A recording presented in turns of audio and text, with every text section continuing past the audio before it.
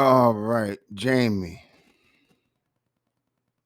I figure I'll make this little video to tell you what really happened when I got left behind in Spain. This is one of my many adventures. See, you don't know nothing about this, see.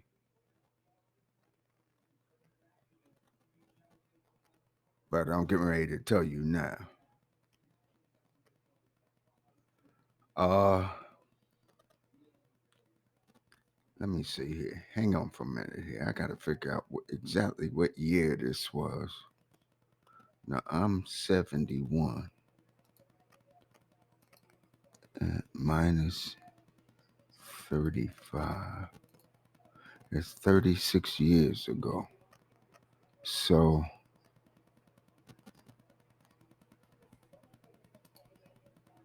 2023 minus 36 equal 1987 was the year.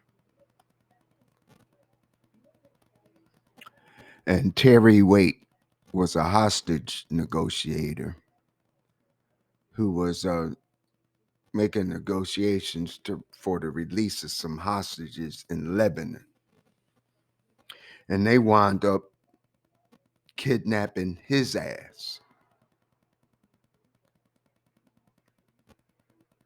In other words, the hostage taker, the hostage negotiator,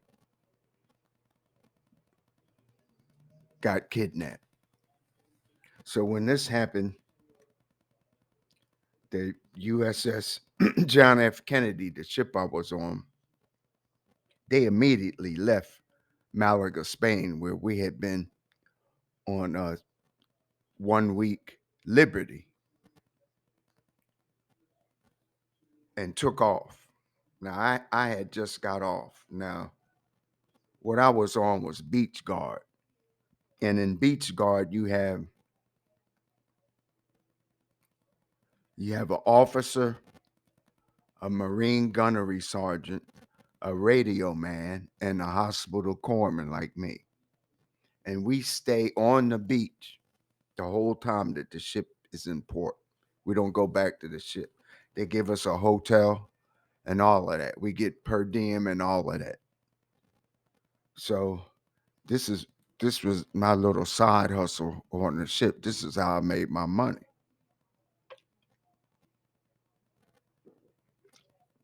So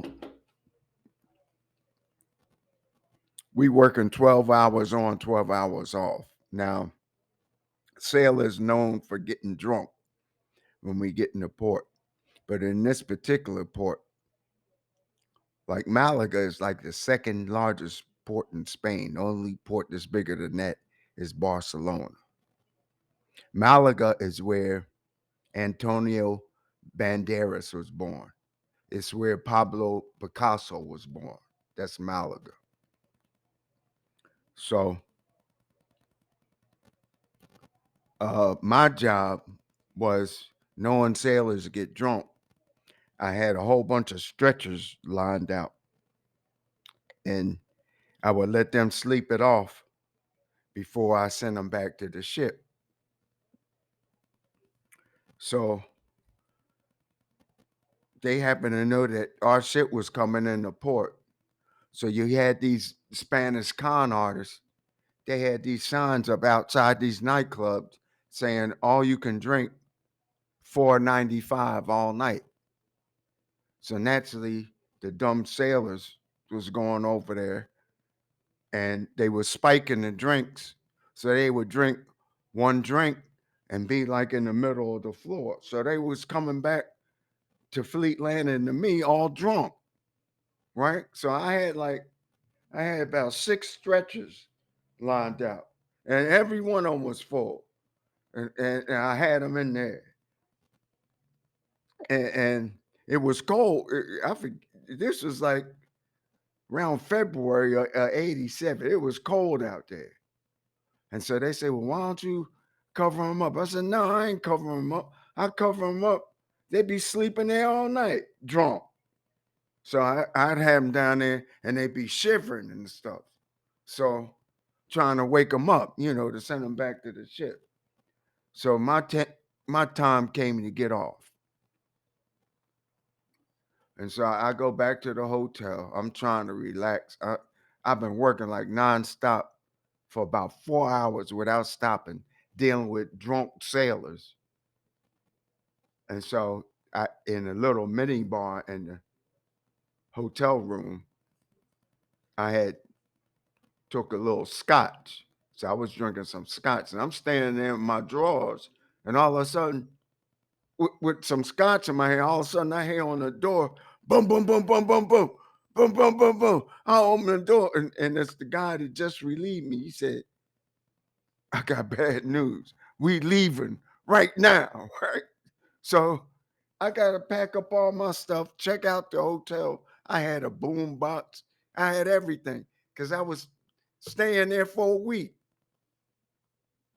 So I check out of the hotel. I go down to Fleet Landing, and I'm seeing the ship, the aircraft carrier, fading into the sunset, like getting smaller and smaller, right? I had just missed the ship, right? And there was this Spanish lady down there with a motorcycle. And she was down there saying, "Oh, oh, oh my God, you ship. Oh, you missed your ship. Oh God." And she was like making me feel, I mean, I was already feeling bad enough. She was making me feel worse, right? I said, well, she was like more upset than I was. I'm the one that got left. So I said, well, can you help me? So I'm trying to think of what to do. So uh she took me down to the Spanish Navy on the back of her motorcycle. I got my sea bag on my back. I'm on the back of her motorcycle, little Spanish, real little woman, down the cobblestone streets of Spain. And so I get down to the Spanish Navy and I asked them, "Y'all got a boat or something y'all can take me on there?" They said, "No, senor, it's nothing we can do." So I go back. She takes me back to the hotel. So I told the dude at the front desk what happened. So I had already paid for the hotel room. So he let me go back in the room, right? So I just happened to remember. Cause see, I'm real you gotta be observant about stuff. The guy in the room next to me was a supply officer. He stayed behind. He was the one who ordered food for the ship, food and supplies. So he would stay behind. And since they were going to Israel, because this fool got kidnapped, he would order here in Spain. And then the stuff he would order would be in Israel when they got there. And I happen to remember that. And he spoke fluent Spanish, right? So I knocked on his door and he said, "Don't worry about it." I told him what happened. He said, "Don't worry about it." He said, "I tell him that you reported to me. You wasn't drunk or nothing like that. You just missed the shit. Don't worry about it." So I said, "All right." So we spent the night in Malaga that night. Then the next day, we drive to Rota, Spain. Now, Rota is like at the end of the world. It's like near Gibraltar, like the Pillars of Hercules around there. It's a Navy base there. I'm driving there, right? So we driving, and the roads in Spain ain't like the roads that's here. They're not banked. Like you make a turn here, the road kind of turns with you. It's banked. Down there in Spain, the roads are flat. So when you making a turn, you feel like you sliding off the side of the road.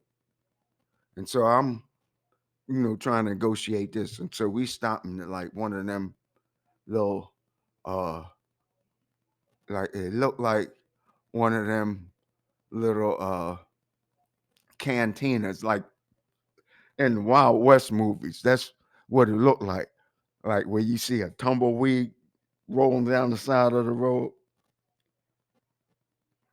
And I didn't say nothing. He spoke fluent Spanish, right? So we went in there to get something to eat, and it was liver. And no, I'm telling you, Jamie, that was some of the best living under I ever had. I ain't say nothing. I just follow his lead. So we got the rotor, and I think we spent the night there. And then the next day, we flew to Sigonella, Sicily. And then we got back to the ship with the mail from Sigonella, Sicily. I flew and landed on the deck of the aircraft carrier on my 35th birthday on the deck of an aircraft carrier. I'll never forget that. Yep. So that's what happened, right? So when you miss a ship's movement, you're supposed to go to captain's match. You're supposed to get punished. That's you lose one rank and you got to pay 2 months of your half or 2 months of your salary, right? So, yeah. So I go down to sick bay because that's where I worked at.